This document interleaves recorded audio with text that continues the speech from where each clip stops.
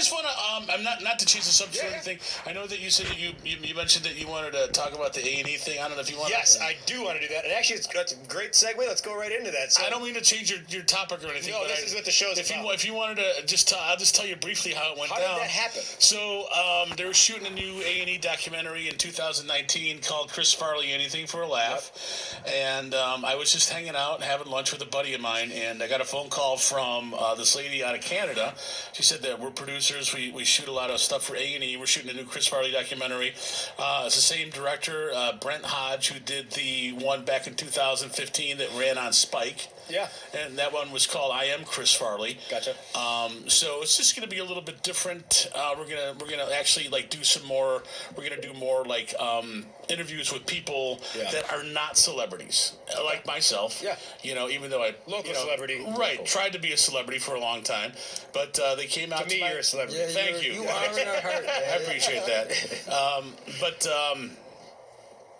they came out to my house in Villa Park, and the whole crew was there. And it was cool because one of the guys who was sort of like the sound engineer actually lives in Villa Park. No shit. But the rest of the crew, like Brent is from Canada, but he lives in New York, and they were from like all over the country. And we shot a bunch of stuff there. And then the next day we went down to Second City, and we shot some stuff. And I actually went up on the main stage and did Matt Foley on the main stage in Second City.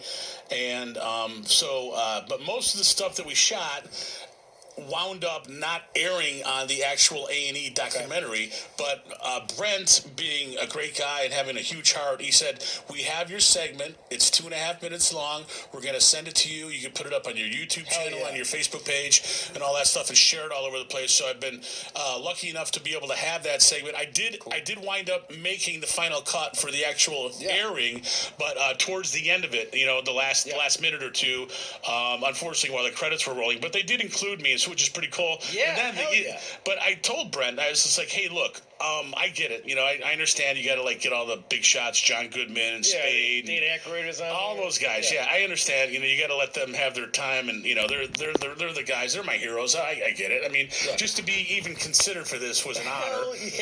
So, the cool thing about it was, though, I sent him an email. I was like, can you guys at least include me in the listing on the IMDb page? And he did. And to this day, I still look at that. I'm like wedged between like Kevin Nealon and David Spade. The other day. You got your Bulls jersey on and everything. Yeah, I'm just like, look at it. I sometimes I sort of got, man, I look at it and I go, really? Holy shit. Really?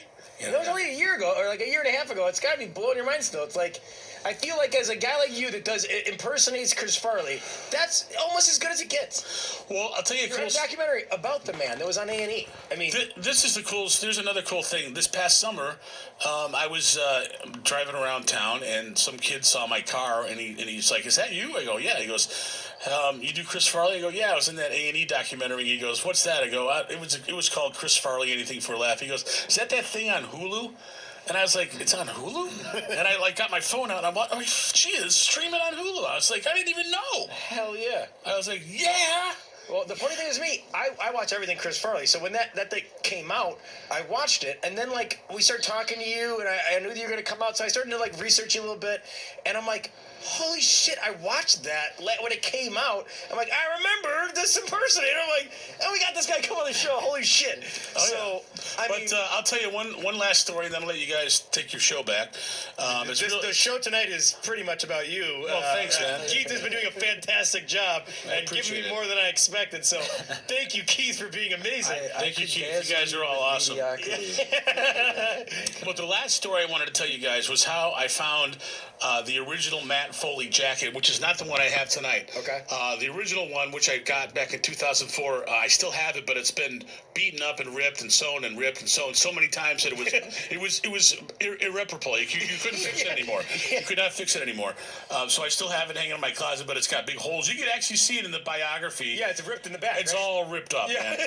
But here's what happened, and this was the weirdest thing. This was a sign from above, whether it was from Chris or my guardian angel or whoever it was from.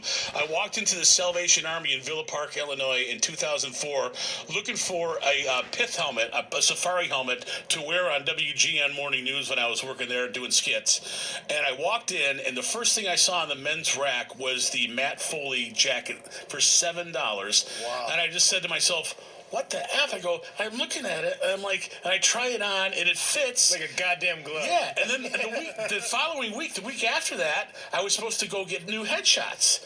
And so I'm like, you know what, man, I'm bringing this with. I'm just going to dress up like Chris. And, I had done it a few times, but with another jacket. I put the jacket on, and I did my hair back. I put the glasses on, the khaki pants, the shirt, the tie. And I got in front of and the photographer took the pictures, and I looked at him, and I'm like, holy crap, I'm starting to look like Chris Farley. You really do. So I put him up on the website, and then, dude, I swear to God, that $7 investment. I've performed. I've done Matt Foley all over the country. I performed. I got flown. So this dude flew me down to Houston, Texas, to have me perform at his son and daughter's bas mitzvah. Yeah. It was a Saturday Night Live themed bas mitzvah, which is a bat and bar mitzvah together, boy and girl. And I was just like, and then I flew out to Connecticut. I played at the big casinos out there, the MGM Grand, and I did a show with who's the girl, the dancer chick from the blonde girl. She's a singer. Britney Spears? No, she was on Dancing with the Stars. Anybody know? A tent, blonde chick that was on Dancing with the Stars. Who was Dancing with the Stars? She became a singer, like a country singer. Anybody know? We'll get it for you in a second. But she's a famous chick. I'll send you. Klein? No. But check that out for us. Anyway, guys. If you could, research that and that for us, young Jamie. When you ask for help, just ask the universe for help sometimes. Like, who am I supposed to be? What am I supposed to be doing? Am I supposed to be a stand-up comic? I mean, I took that as an answer. It was like, for some reason, I don't know what it was, but I was supposed to do Matt Foley. I don't know. Julianne Hough? Yes, Julianne Hough.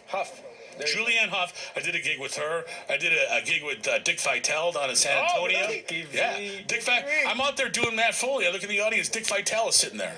So he's a diaper dandy. Yeah. This is crazy shit. So I've had so much good luck doing it. The first time. So you were saying when you got that coat, what year was that? No, it was 2004. But I had been doing Matt Foley and Chris Farley in my stand-up back for a few years. Okay. And then, so I mean, and then Jeff Hoover, one of the producers over at WGN, asked me to come on the morning show one day and just do something wacky. And I was just like, how about Farley? And this is like 5 years after Chris had died. And it was 2002. It was a year after 9/11.